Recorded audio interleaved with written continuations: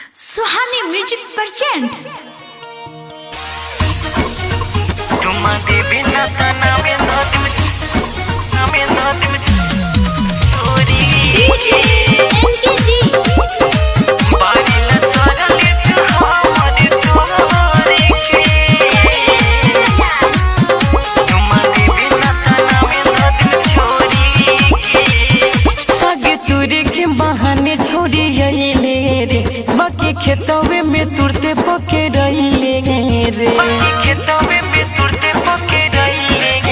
सगे तुरे के बहाने छोड़ी आइले रे बाकी खेतवे में तुरते पके रहिले रे परिला सरल तू मोर तोरी के चुम्मा दे बिना तना में धदु चोरी के बारिला सरल तू हमर तोरी के चुम्मा दे बिना तना में धदु चोरी के चुम्मा दे बिना तना में धोती में चोरी प्रीतम रिकॉर्डिंग स्टूडियो चुम्मा दे बिना तना में धोती में चोरी पढ़े साली से पढ़े कले बारे हमरा तू खेत में रे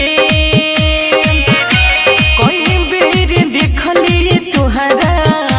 चोरी चुप लेत देत में चोरी चुप लेत देत पढ़े साली से पढ़े कले बारे हमरा तू खेत में रे कोई बेर देखली तुहरा चोरी चुप लेत देत में अब बच के न हमरा से जइबे रे जाके के करा से तू बतइबे रे काम कोइले बारे तू थोड़ा थोड़े के चुम्मा दे बिना तना में धदु चोरी के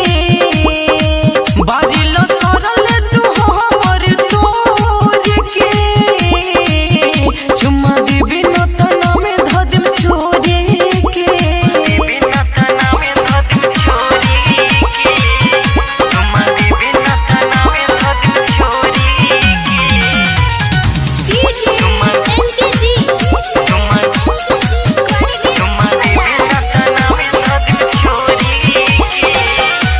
कोई बेरी कोई नी पीछा तुम भाग गईले रे राइटर रवि कांत या जो बावे बतइले रे बावी कोई बेरी कोई नी पीछा तुम भाग गईले रे राइटर रवि कांत या जो बावे बतइले रे कहे रविंदर पर बेस प्रीतम हो कम को के जाय में तोहर खतम हो मुन्ना राजा नहीं जाए तोहे छोरे के चुम्मा दे बिना तना में धदु चोरी के बारिला सरल तू हमर तोरी के चुम्मा दे बिना तना में धदु चोरी के प्रीतम रिकॉर्डिंग स्टूडियो तलपुर बरगनिया नेपाल।